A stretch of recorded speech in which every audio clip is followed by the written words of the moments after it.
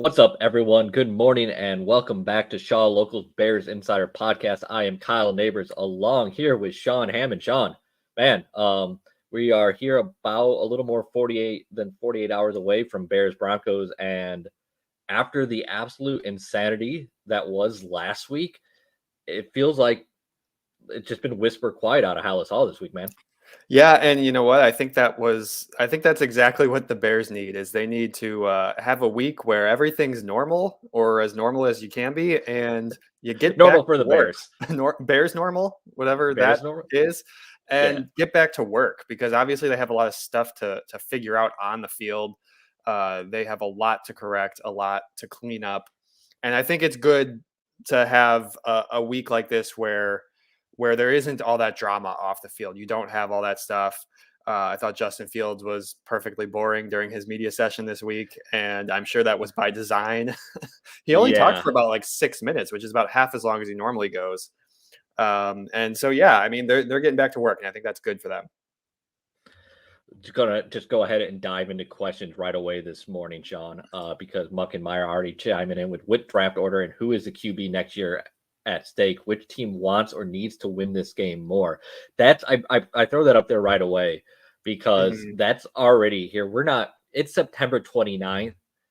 We're already dealing with two teams at 0-3 that look. I mean, we're talking about a start to a bear season that is as bad as you'll ever see. And here we are. We're already getting questions about, who needs to win, who wants to win, who benefits more in draft strategy. Not where the Bears wanted to be, but honestly, like Muck and Meyer, like that's not a bad way to already be viewing this season. I mean, yeah, look, from the Bears' perspective, no, it's absolutely not. And you look at a game like this, you got two 0-3 teams. Yeah, this game could have huge implications for what winds up happening draft wise. But I think when you look at over at the other side at the Broncos, Sean Payton didn't come here to get the number one pick. He's I know that everyone is, Russell Wilson has not played as well as he did in Seattle. It looks like this thing is heading in the wrong direction for him. But I still think that they want to try to win games this year, and they're going to do what they can to figure out how to win games. I would be shocked if they wanted to just move on from Russell after this season. And maybe they don't have to do that. Maybe you could draft a rookie and he could play behind Russell. But I don't know. If you're taking a guy with the 1, 2, 3 pick, you're probably starting him. Yeah. I don't Russell Wilson was really, really bad last year in first year in Denver. So far this year, I mean, it hasn't been great, but I felt like it's been He hasn't been terrible. It's been more their defense is absolutely horrific. Yeah, that was the problem last week. Yeah. Yeah. Oh, yeah. Did you see? By the way, did you see Sean Payton's press conference after the game? Understandably, I think I saw a clip of it. Yeah. Yeah. Well, here's a technique. When you're a reporter, don't do what that report like the guy Sean Payton just gets done like talking about the loss, right? And then like a reporter essentially reels off all the historical standards that they just smashed through and Payton. He's like, and the guy's like, well, what do you think about that? Payton's like, what do you mean what do I think about that? I just told you how I feel about it. Yeah, I mean, what's the guy supposed to say in that situation? I feel like that at that point you're just beating them while they're down. Yeah, like Sean Payton's like, I don't know what like I fully am aware that we just got our ass kicked on a historic level. What else do you want me to say about it? Man, there's not a lot you can say when you give up 70 points. There's really not. There's not a lot of. I mean, I think part of the reason the Bears were so quiet this week is like there's not a lot you can say like coming off that loss. Like, what are you going to say? Like, oh, we got to knuckle down, we got to bear down. Get back. Like, whatever cliches you want to use, you just used going into that Kansas City game, and you came out and looked like complete trash. So yeah, and it was as bad as it could possibly be. And yeah, I mean, at this point, they're playing for their pride. Like that's all they have left. Like you're probably not going to the playoffs either of these teams after an 0-3 start. Not that it's impossible; it's been done, and now you got 17 games. You have an extra week, but certainly I don't expect either of these teams to have a huge turnaround here. You can find all of Sean's content all of his Bears coverage at shawlocal.com, guys. You can also follow Sean on X or Twitter at Sean_Hammond. He's also available on Instagram. He's out there before the games doing some live stuff, including running into some Wi-Fi issues this past weekend in Kansas City. But yeah, if you guys jump on Instagram on Sunday morning, Sean's usually up there chatting with fans. Yeah, hit me up. I usually do it pretty early before the game, maybe 2.5 hours or so. But Kyle, you're jabbing at me. Wi-Fi issues. Thanks for mentioning that. Hey, I mean, it's not your fault. You can't control the Wi-Fi. No, but I really like doing it, especially at the away games. I give a little behind the scenes look at the stadium, and people get to see, what that looks like, and it's fun.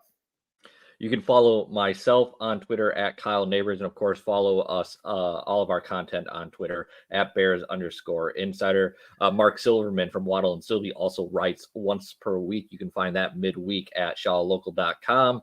Sean, and if you're watching on Twitter or X or whatever we call it now, you can click through to YouTube and enter your questions. Yeah, absolutely. If you are on YouTube, do us a favor, give subscribe to the channel, give a thumbs up, leave a comment.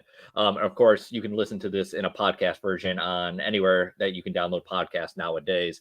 Sean, I wanted to throw this question or this comment up here from Rick, talking about the secondary. Too many injuries in the Bears secondary and no pass rush. What makes you think we have a chance? Even if Justin Field balls, we can't stop nobody. Yeah, he's not wrong. Rick, you're right. I mean, look, Jalen Johnson, Eddie Jackson, Josh Blackwell have not practiced yet this week. It's early Friday morning when we're recording this, so we'll have to see the Friday injury report still. But those are 3 expected starters who might not play. You're already down Kyler Gordon.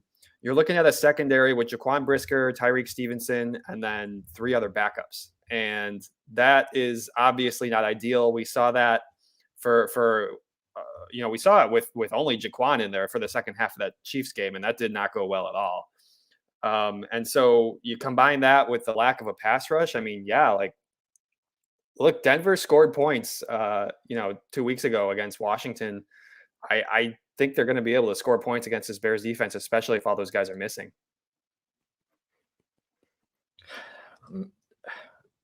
The old saying used to be "Let Russ cook" in Seattle. This feels like a week where Denver should be letting Russ, they need Russell Wilson to excel if they're going to turn things around against a banged up Bears secondary with no pass rush. This seems like the absolute perfect spot for them to go out and just start slinging it around, Sean. You would think, you would absolutely think that. And, they have some pretty good receivers over there. You would think that they would open it up a little bit and let Russell throw. It's tough if you're the Bears. You're looking at this matchup, and I look at that at what's going on the defensive end, and I, my thought is you're going to have to score points to keep up with these guys because your defense is leaky and you can't get a pass rush. And I don't know how confident we are that the Bears are going to score a lot of points, even against a defense that just gave up 70 points, Kyle. I mean, it's been pretty rough going the last couple of weeks offensively.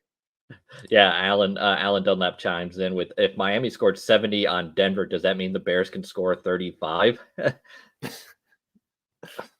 I don't know.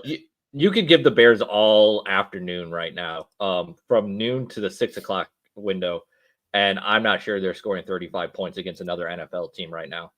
Look, the 3 games that we've seen, that we have on tape, that we talked about and analyzed, that team isn't scoring 35 against anybody, unless they start making changes and this, things start to click. But from what I've seen so far, I can't see this team scoring 35 points. It's start to click. How is this? I don't understand how this is possible going into year 2 even if we've seen plenty of bad football in Chicago over the years. How does it look this bad and this disjointed? I still don't really get it. Yeah, I mean, it's a mess. And I think it starts with the injuries on the offensive line have made things really difficult.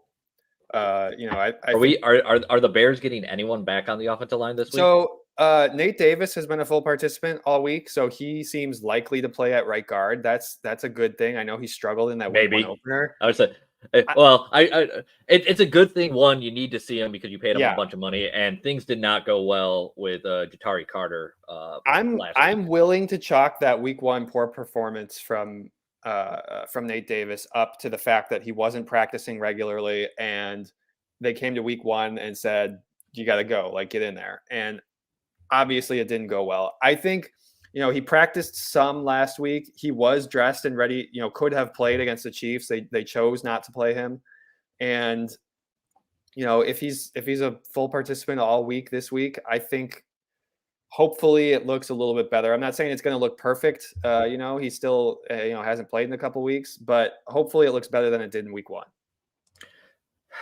Rick says, any word when Tevin is coming back, Sean? Yeah, so Tevin, went on IR obviously right before the season. He will be out through the first 4 games. We don't know. I'll say that I've seen him out of practice, and I know that he's getting back into shape. I feel like he's close, and it's not going to be that long. My only hesitation is because you have this quick turnaround with a Thursday game, so I don't know if he's going to be ready for week 5 just because it's a quick turnaround.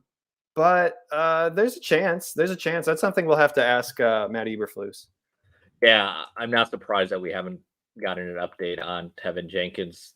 This has kind of been the MO of the Bears. Like, they're not going to comment when someone is on IR.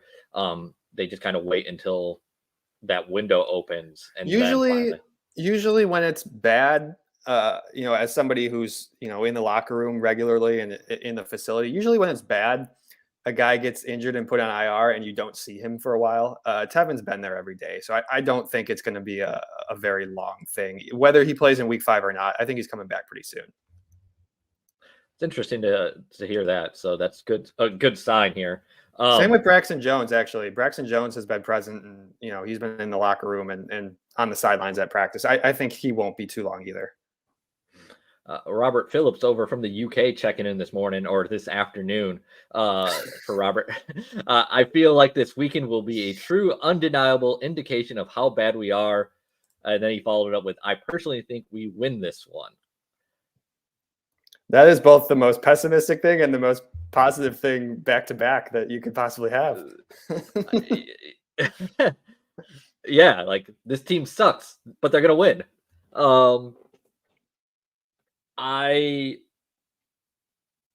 Look, for both teams, it's kind of a litmus test. You're 0-3. You both got your butts kicked last week. And yeah, like, you both had high expectations, but higher expectations than this. Yeah, well, certainly higher expectations than this. But yeah, I mean, you look at let's look at Denver quickly. You brought in Russell Wilson, you got Cortland Sutton, Jerry Jeudy, you got Dulcich, who I believe is injured still. Greg Dulcich. You went out, you paid big money to bring in Mike McGlinchey to help try and settle that offensive line down. It's just not working so far. Then on the other side, obviously you went out and traded for DJ Moore. You've got the Justin Fields experiment. Like, these are teams that don't want to be in this stage of a rebuild still and wondering where their future is. And Sunday is going to be a very good barometer. Like, I feel like whoever loses this game, Monday is going to be hell for that team. It's just not going to be very good for anyone. Absolutely. And I mean, at least if you're the Broncos, you can say that, your head coach is in his first year and this is going to be a process, blah, blah, blah. If we walk in here on Monday and the Bears are 0-4, the heat is only going to keep going up for Matt Eberflus and his staff. And I mean, this is a game. It's not a game that it's not a must win, I guess, but like, we're getting there, man. Like, there's winnable games on the schedule this week and the next couple of weeks. You got to pick up a couple of wins during this stretch. I mean, what does a must win even mean with this franchise at this point, I don't know what a must win means when you're like a winless team. They're all must wins, Yeah, but, I mean, let's be realistic. At 0-3 in the way they've played, you might as well go buy a lottery ticket if you think they're going to turn this around and make the playoffs. I mean, there's just no way to feel good Mhm. about that. When we talk about must wins, I mean, we're already to the point where we're talking like must wins for Justin Fields to keep his job, must win for Matt Eberflus to keep his job. Like We're talking about this is people's jobs. Yeah, we're not right. talking about. We're not talking about season outlooks. I Yeah. mean, that's how quickly this has gone off the rails. Yeah, and so obviously you got to end this losing streak. You don't want this thing to if you lose this week and they can lose to anybody. So I mean, there's a scenario here where we're looking at 0-7 or whatever, and that's obviously what you want to avoid at this point. Um, it's going to be tough on Monday if we come in and they're they lose this game. I mean, again, they're not going to have answers. Like, what do you say? That's the thing, right? There are no answers and no excuses really left to give. I mean, They just need to get the monkey off their back, And I know it's a new year, new team. Like some of these guys weren't here last year, but you're looking at a team that's lost 13 straight. You're looking at a coaching staff that's lost 13 straight. I really think you just got to get one. Just get that narrative over with, and that doesn't mean that you're going to win 8 games this year, but you can at least just move on with your lives. Muck and Meyer says Bears have allowed most points over a 13-game losing streak. They've allowed 25 or more points per game. Muck and Meyer, Eminem, what we're going with here, Eminem.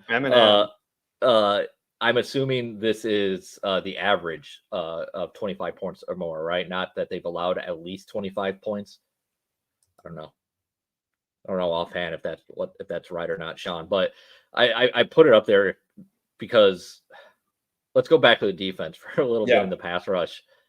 You know what? Oddly, I still think the offense at least figures out a way to make this look manageable.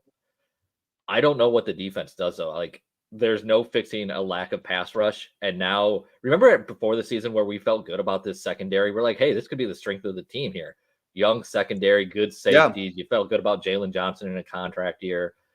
And now it's all injured and not performing very well when those guys have been on the field. I don't know. I don't see any answers defensively for what they currently have on this roster. Look, this is why the depth is so important. And that was one of our concerns, especially when you're talking about the offensive line, Kyle. I know we're talking defense here, but you can look like you have a really good starting lineup, but it's all about it's not just about that. You have to have the depth behind these guys. And I think the Bears really like Elijah Hicks. I think they really like Josh Blackwell, who's not normally in the starting lineup, but has been since Kyler got hurt. And beyond that, you're talking about a bunch of guys who are sort of like replacement level dudes. And I don't know how long you can move forward with that. I think the one, I think it's a positive sign that they never put Eddie Jackson on IR. That still seems like it's possible he comes back in the next week or two. Otherwise, you would have done that. And then Blackwell and Jalen Johnson are both hamstring injuries. Those are kind of like, they could be really bad. They could be not that big of a deal. It kind of is a case by case thing. And I don't know where this defense goes either. You look at the numbers right now, you look a little bit deeper, they're blitzing less than anybody in football. We know Matt Eberflus has made a career with this defensive scheme, and I really don't think he's going to change anything. I think they have to. I think they need to bring more pressure. If you're not getting it with 4, why keep hitting your head against the wall? Because hits, hustle, intensity. The thing is, I think you had it in Bear Down Nerd Up again. They still had guys above average, league average, when it comes to getting near the quarterback. Just finish. Why can they not finish? They had 6 quarterback hits last week, and some of those might have been after Mahomes was out. I don't have the breakdown of how many was Mahomes versus Gabbert, but they're getting to the quarterback, they're hitting him, they're just not coming up with sacks. I want to go back here, see if I can find this. Mike B has taken to calling Matt Eberflus. He just refers to him as Tressman at this point. Guys are saying that you don't believe Tressman and Gitsy when they say they are close to something special. He laughs. Yeah, what did you take of Luke Getsy this week talking about, feeling like the offense is close? Is that just coach speak? I mean, I don't know what else he's going to say. This offense is his baby, his life, is what he's like working all day on. Of course he's going to be positive about it and say stuff like that. I don't make a whole lot out of that. I do think that I throw out the whole Chiefs tape. Like, I don't know, man. It was a rough day. Like, I don't know. You could maybe take some positives out of that, but No. I look at the Tampa Bay tape and I think, okay, there's some things here. Obviously Justin held onto the ball a little too long sometimes, but there were opportunities to make plays, and we're at the point where like you got to start there. You have to have opportunities to make plays. Do they look different against Denver? Like last week, schematically, like we expected the offense to look a little different against Kansas City. We didn't really see it. I mean, they might. I think the thing about the Kansas City game is they got down so quickly, and then they're playing catch up, and you didn't really, I know they tried to run the ball some. You didn't really have a ton of Justin Fields running. I feel like there's a potential where this does look a little bit different. I also do think they could do the same thing they did last year, where they have a Thursday game coming up next week, and then you're going to have 10 days off or whatever, and maybe that's your opportunity to really reevaluate everything you're doing and change some stuff. I just thought of the Bears winning this week and then winning again on Thursday, and how much different the tenor of this would be going into those 10 days off if that happened. I'm not saying that's going to happen. I expect them to be 0-5. Okay, I'm picking Denver to win the game. I'm picking Washington on Thursday. I can already tell you that. But it would be a very Bears type thing for them to win these two games and get everyone excited for for those 10 days off, only to come back out and then just get smacked right in the face again. That's a very Bears thing to happen. Well, yeah, I mean, if they win these two games, if nothing really changes and they find a way to win these two games, maybe they say, "Oh, we don't need to change the offense," and I think that's almost a worse situation. Mark asked, "Why would any of these players want to stay here?" Mark, I don't think we've reached that point. Sean, you've been in the locker room.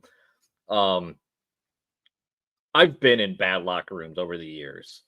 I mean, Sean, are you getting that sense yet? No, generally no, not from the vast majority of players. I mean, Chicago's still a great place to live. The Bears are like a premier franchise, whether they're winning or losing. It's still like a place that players want to be.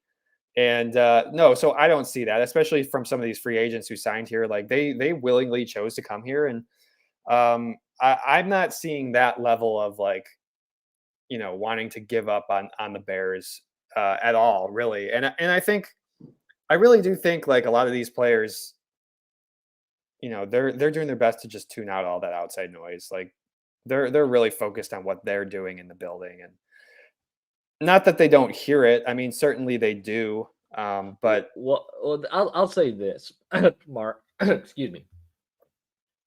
Things don't like guy. Damn, excuse me, guys. Getting over a cold. Things don't get to the point where like guys want out until they turn toxic, and when you get into these situations, that certainly can take place. I don't think we're to that point yet, because until that happens, you don't really get that sense, because these guys are pros making a lot of money and there's very limited jobs. You know what I'm saying? Like there's only 32 NFL team with 53 roster spots. These guys aren't looking for a way out when they have a steady paycheck, is what I'm saying. Like they're human beings. So like things have to get really bad personally for guys to like, yeah, I got to get the hell out of here. That's the thing. And I think a lot of these players realize this season just started. There's 14 more weeks. Like, yeah, maybe if we get down the line and they're sitting at 2-8, we can have that conversation, and maybe things are looking a little bit worse. But at this point, it's far too early for that. Yeah. Excuse me. Yeah, absolutely. Muckenmeyer says, Sean is right. Where is the desire to reevaluate the offense like was done last year, Sean? I like this. I like this Muck and Meyer guy. Yeah, more Yeah, Sean is right. Sean, right? Yeah, I mean, we've talked about it extensively, Kyle, but it still baffles me that they didn't come out week 1 and look like they did at the end of last year. Like, why wouldn't you just keep doing what was working?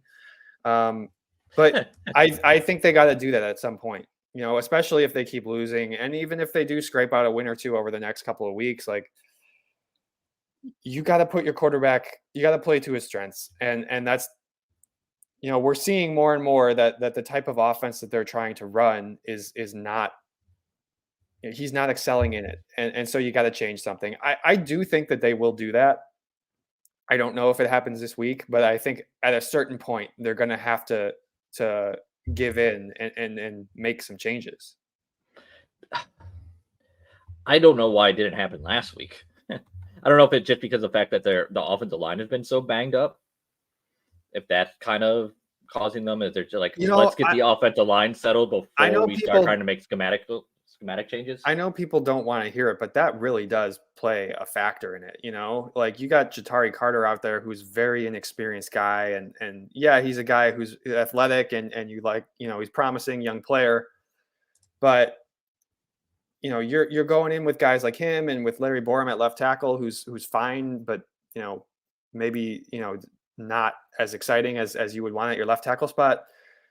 That that matters. Like you don't have the guys that you've been prepping for the last 2 months, and you know, in some ways, I think you have to come up with a game plan that minimizes your weakness. You know, because other teams are going to try to expose those guys, and I think that all of that plays a factor in it. I'm not saying that that's like that doesn't excuse, you know, Justin Fields for not making throws in certain spots or anything like that, but that really does matter. Uh, Sports Chicago style. Triple R says Getsy in his presser looked like he doesn't have a care in the world, while Justin Fields looks like he needs to be watched overnight so he wouldn't have a Chandler Jones moment. First off, man, don't make fun of the Chandler Jones stuff. That guy's dealing with some mental health stuff. But I get what you're trying to say, because Sean, like after last week, we've seen Justin Fields after games. We know he's a guy that takes these losses hard. Mm-hmm. Are you at all concerned, like at some point where like this just becomes like, I don't know, too much is not the right word. You know what I mean? But like this type of stuff has an impact on particularly on quarterbacks. Yeah, I mean, I would say we almost kind of heard some of that after the game on Sunday after the Chiefs game. I got to bring up the exact quote, but he was saying something about, you know, how all this losing just makes you happy to be able to go out there and play football or something, like almost like very defeatist type tone or whatever. I got to dig up the full quote, but yeah, I mean, you do worry about that, and I think given how much people blew up after what Justin said last week and the way that was portrayed, I wasn't surprised that he had a very boring press conference this week. I think that's exactly what he wanted to do. And I think you know, he was fine with being boring, and his tone was not very excited. I think DJ Moore in an interview that day or the next day, I forget when, said you know, he told Justin to smile more. And so yeah, like I think he overcorrected. I fully expected him to overcorrect. I actually thought the stuff he I'm said last worried week was about it. See, good. like Yeah. I'm worried that he feels he has to do that. Like, just go up there and talk, man. You know, like don't, like you got enough on your plate. Don't worry about outside noise. Like he's a really smart guy, right? Like he gets football. But I'm not saying that he's able to read a defense properly, but he certainly Mm-mm. gets football, knows how to talk about football, knows how to communicate football. And you don't want him up there like having to feel like he's threading a needle. You know, Yeah. it's never a good sign. He's just got a lot on his plate, and you don't want him to have to feel like he's doing that. It wouldn't I will, surprise me if he's kind of like that for a while yeah, after everything that's happened the last week. absolutely. Ken Nelson's Auto Group is the sponsor of Shaw Locals Bears Insider Podcast, proudly serving the Sauk Valley area for over 55 years. Ken Nelson Auto Group offers 10 new vehicle franchises in one convenient location right here in Dixon, Illinois. Shop a great selection of new and pre-owned vehicles at kennelsonauto.com. I'm going to throw a stat from Mike B up here that says, here's a fun fact. In this 13-game losing streak, the Bears are giving up 33.6 points per game. The 2008 Detroit Lions gave up 32.3 when they went 0-16. And then he actually follows it up here, Sean. Even the 0-16 Cleveland Browns in 2017 only gave up 25.6 points per game, Sean. So what is this defensive head coach really doing for you there? That's pretty damning. It's not good.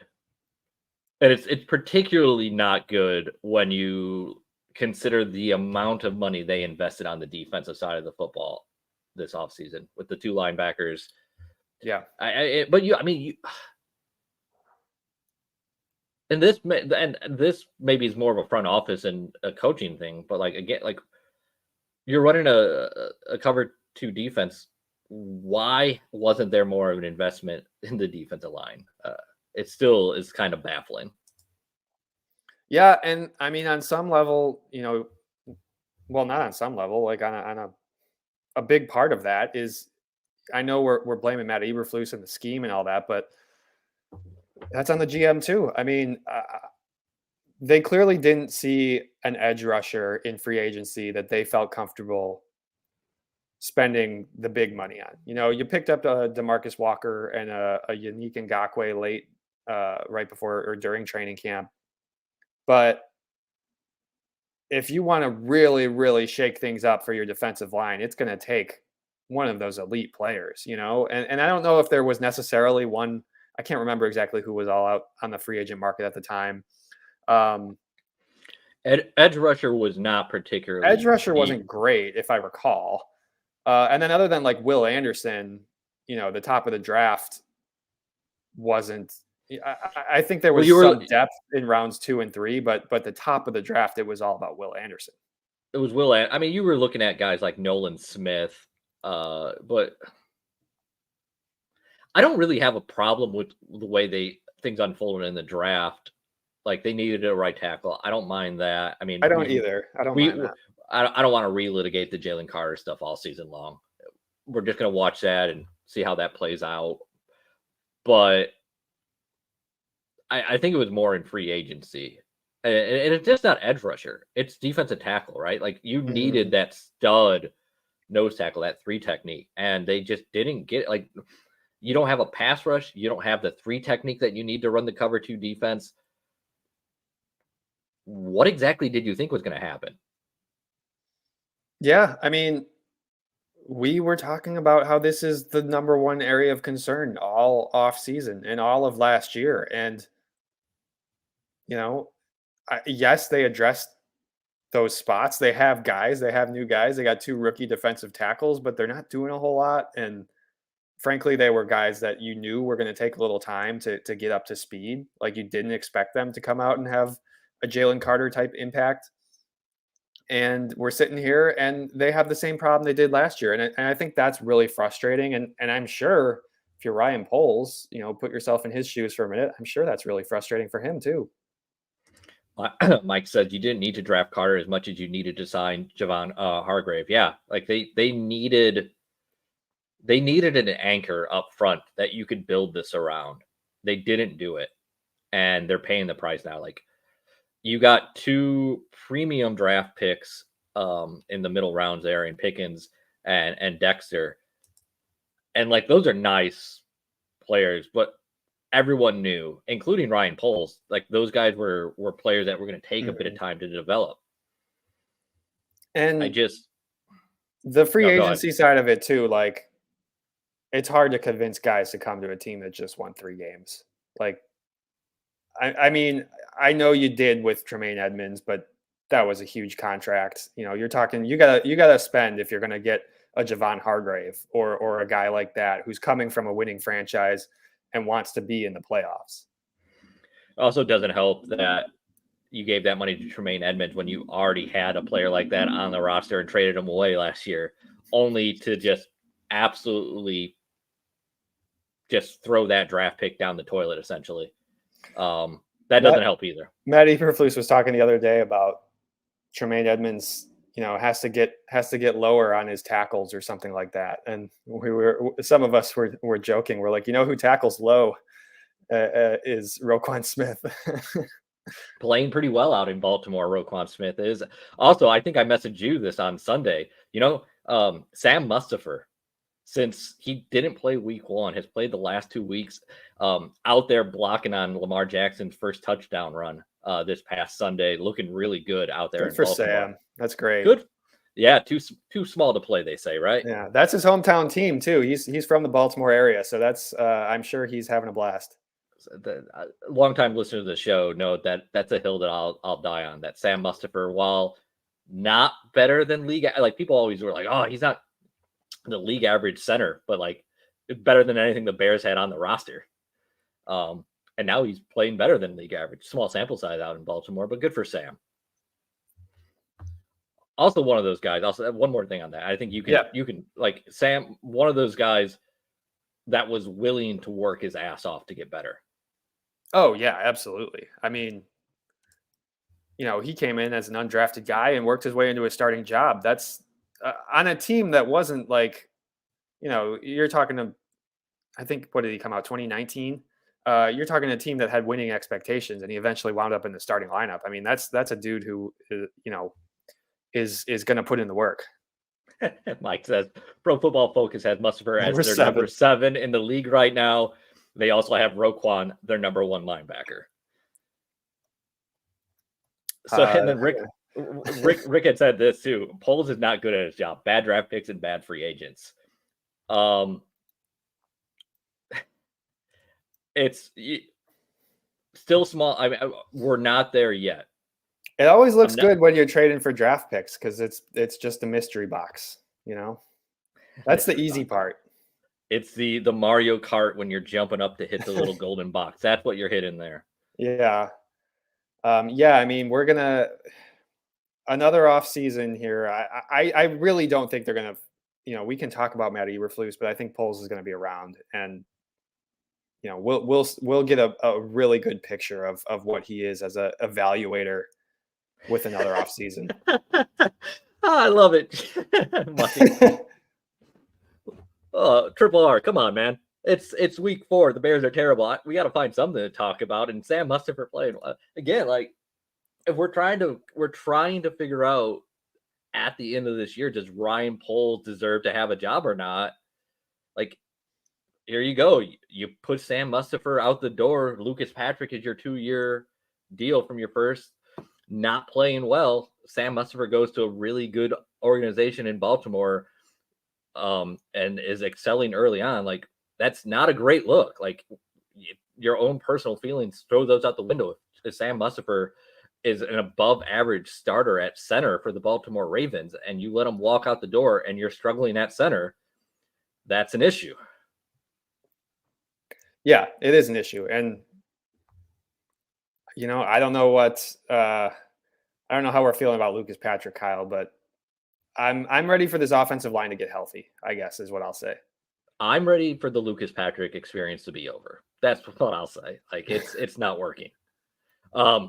Mike said Darnell Wright looks good, so that's good. Yeah, absolutely. I think overall Darnell Wright, he's had rookie moments, but I think overall he's played pretty well. I think Darnell Wright so far is looking like a good pick. I guess let's before we give some predictions for this weekend, let's hit this question from Mark. So what positive things has Poles done? Like what through 2 years, like what do you feel good about for Ryan Poles? Not just Ryan Poles, but like this regime maybe. Yeah. I do still think that they went about this rebuild the right way. They set themselves up to have a lot of draft picks, to have, 2 first-round picks next year.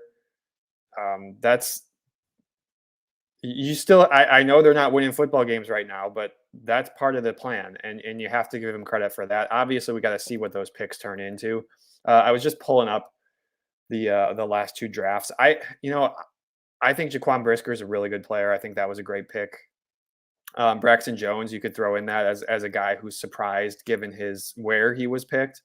And then, yeah, I mean, Darnell Wright is off to a really good start. I think Tyreek Stevenson can be a really good player as long as he stops, running his head into things. Extend your arms, man. Yeah, Wrap and then up. it's far too early to really give definitive anything on this past draft at this point. I think that the player development side has been pretty good, and identifying young players like Jack Sanborn, obviously. Yeah, You know, I like what, for the most part, I like what I've seen on the college scouting side. It's kind of complicated, isn't it? Like, you go back, I kind of agree with you. I don't mind the framework for how they tried to go about the rebuild. You go back and, like, they did try and solve three technique right away. It didn't work with the Ogunjobi thing. I'm not sure why they haven't gone back to try and get that fixed. But I don't mind the framework that Poles put in place. I think the college scouting is an incomplete, but I feel okay with it. I think the pro scouting has been just awful. There's just really no way around it. There's not been much impact on the pro scouting side outside of, negative consequences. Like, is there anyone they've brought in via free agency or trade, Sean, that you feel great about at this point? well, I do think you have to look through the lens from last year specifically. They weren't trying to win. Like, Right. frankly, all those 1-year deals, like, throw those out the window. I don't think any of that matters. But you look at the guys they brought in this year, and those are guys who they want to be a part of. They hope once this team, if this team turns a corner, they hope those guys are a part of it. Tremaine Edmonds, TJ Edwards, obviously come to mind. Nate Davis, we have one game, and he's had a really tough situation, and we're gonna have to let that play out more. Well, I think TJ Edwards has been really bad so far. There's no way around it. Like, he's racking up tackles, but that's because the defensive line can't stop anyone and get a hand on anyone. Yeah, I think the initial returns on TJ are a little bit concerning. I do think that Tremaine is going to have a positive impact. I think it's hard to notice that when you have no pass rush and everybody's injured in the secondary. Like, it's hard for him to do the elite types of things that you want him to do in pass protection when they could just throw it all over the place and not throw it near you. And then, obviously, I still like the DJ Moore addition. Like, he is by far the best wide receiver that you've had on this roster the last 2 years, and I think that is probably the best thing that Ryan Poles has done. I know they haven't really used him that well these first 3 games, but hopefully they can get that figured out. I agree. I think trading the number 1 pick was the best move he's made so far. Getting DJ Moore, getting yourself in position, like, not just like having Carolina's number 1 pick, knowing where they were going to be in their rebuild this year, giving yourself 2 potential top 10 picks was a really good way to go about this.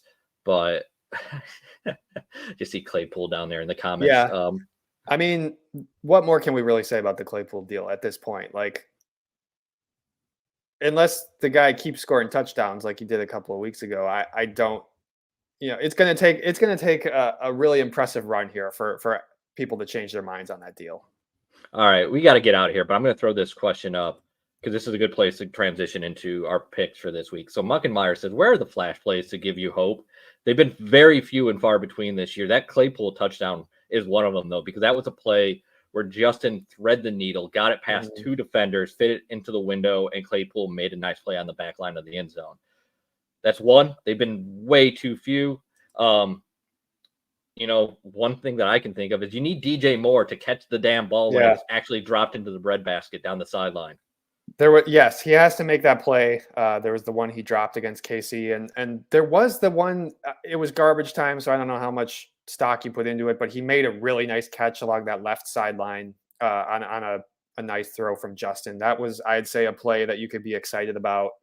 But you're right. I mean, especially when you look at the young players, you look at the guys who you just drafted.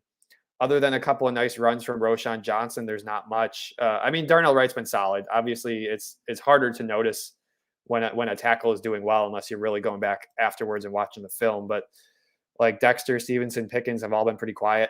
And you'd like to start seeing some of your young guys, especially, the guys that you want to be around the next 4 years. You would like to see them start making some flash plays. All right, Sean, let's go ahead and get out of here. What do you got for this week? I mean, I can't pick this Bears team to win a football game. I'll tell you that. Like I'm in I'll believe it when I see it mode. I've been in that mode since week 1. And here we are again. So I'm gonna take the Broncos. I haven't really thought about the score, but I have a feeling both teams are gonna put up some points. I'll say like 35-21.